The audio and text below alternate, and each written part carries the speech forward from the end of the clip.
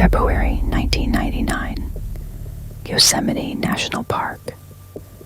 The silence of the snow-covered forests and majestic mountains. I brought my 15-year-old daughter Julie here, along with her friend Silvina, who came to us as an exchange student from Argentina. I wanted to give the girls the best memories before Silvina went back home. We stayed at the Cedar Lodge Motel. We got room 509. It's off the beaten path in the far wing of the complex. Winter off-season. The building is completely empty. We are totally alone here. Monday evening, it's around 11 o'clock. The girls are watching VHS tapes we rented at the front desk. They are laughing. We just got back from a long walk. All tired, but absolutely happy. Tomorrow early morning, we are leaving for the San Francisco airport. I'm about to tell them to turn off the TV when suddenly there's a knock. I tense up. Who would come to an empty building this late at night? I walk to the door and look through the peephole. There's a motel handyman standing there. I saw him on the grounds today. A quiet, neat, polite guy in a uniform. I open the door on the chain and ask what the matter is. He apologizes and says a pipe burst on the first floor. He needs to urgently come in and check the riser in our bathroom, otherwise the whole building will flood. I refuse. I say we are already going to bed. The girls are in their pajamas. He doesn't get mad. He answers in a very calm, almost sympathetic voice. I understand, ma'am. I'm so sorry. Then I'll call the manager right now, and for safety rules, we'll have to move you to another room immediately. I sigh heavily, pack suitcases in the middle of the night, walk through the freezing cold to another building for a 5-minute pipe inspection. I take off the chain and open the door. This becomes my main fatal mistake. He walks in, nods politely to the girls, goes into the bathroom. I hear him messing with the faucets in there, pretending to look for a leak, and then the sound of water stops. He walks out into the room, but he doesn't have tools in his hands anymore. He has a gun in his hands. The face of this polite, quiet guy instantly changes. Everything human disappears from it. He orders us to lie on the floor. The girls start crying. My heart drops somewhere into my stomach, and only one thought beats in my head. We are cut off from the rest of the world, and no one will hear us. Part 2. Through the eyes of the criminal. I was always invisible to them. Friendly Cary, the guy who will fix your faucet, take out the trash, and wish you a good day. They come to my park, look at the waterfalls, and don't even suspect that a real predator is walking right among them. Right under their noses, the whole country pitied my family for years. My younger brother Stephen was kidnapped when he was a kid. He was held captive for 7 years. When he escaped and became a national hero, all the cameras, all my mother's tears, all the attention went only to him. And I grew up in the thick, suffocating shadow of his tragedy. But now I am writing the history myself. I noticed them during the day, the perfect target in room 509. My fantasy, which had been ripening in my head for so long, finally took shape. It was so easy for me to get in. People trust a uniform and a polite tone way too much. I'm cold-blooded. My hands do not shake. I do what I planned. I take their lives one by one, and then my favorite part begins.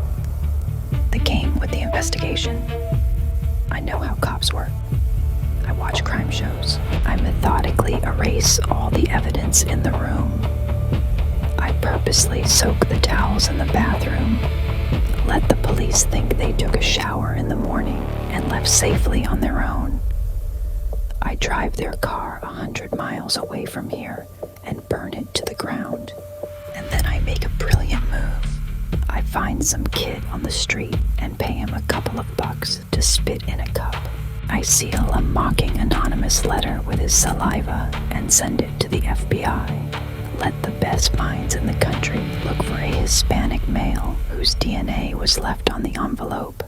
I send them on a wild goose chase while I calmly drink coffee in the motel restaurant and watch the news about my own artwork. A few months pass. July. They hit a dead end, and I feel this hunger again. I find the naturalist girl, Joey Armstrong, right in her cabin. She fought desperately. She jumped out of the car, tried to run away, but I was faster. And now, finally, I am detained. I'm sitting in an official car with FBI agent Jeff Rennick. I slump my shoulders, put on a sad face, and start telling him about my hard life, about my kidnapped brother, about the pain that lives inside me. I see the eyes of this tough federal agent warm up. I play his feelings like a piano. I gain his trust. He thinks he is saving a lost soul. And then I look him right in the eyes and say quietly, I can give you closure on those 3 women from the motel too.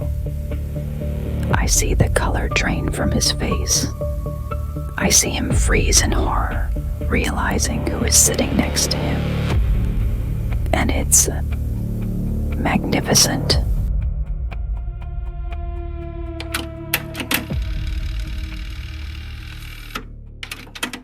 You just heard about the brother kidnapped in childhood. Perhaps for a split second a thought flashed in your head.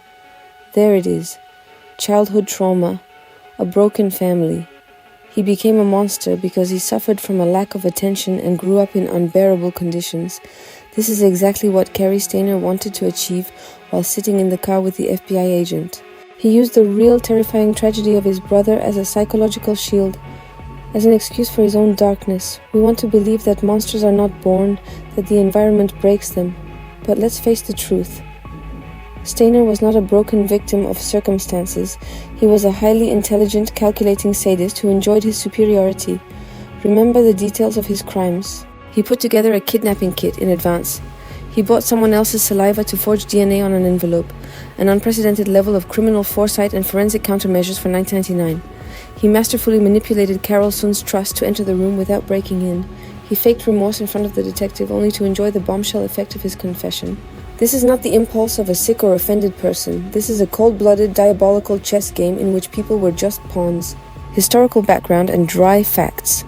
To make the picture complete, let's move on to the dry facts of this case from the official records. Victims: Carol Sund, 42 years old, her daughter Julie, 15 years old, family friend Silvina Pelosso, 16 years old, and park naturalist Joey Armstrong, 26 years old. Criminal: Cary Stayner, 37 years old, Cedar Lodge motel handyman. Dates of crimes: February and July 1999. Location: Yosemite National Park and its surroundings, California. Investigation details: the case of the disappearance of the Sun family initially hit a dead end.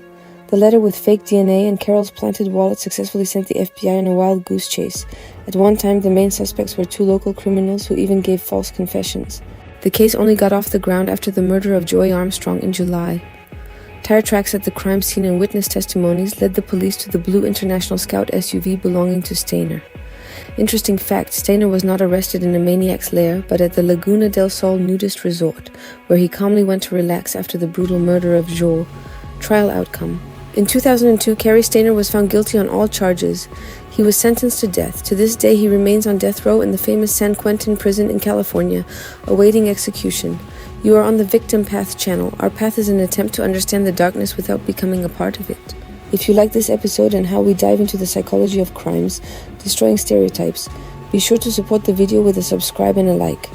Write the code word victim in the comments if you watched this video to the very end. For the YouTube algorithms and for me personally, this is the best indicator of the quality of our work. And remember, evil does not always hide in dark alleys. Sometimes it wears the uniform of a friendly guy who just wants to fix the pipes in your bathroom. Always trust your inner voice and stay safe. This was the Victim Path channel. See you next time.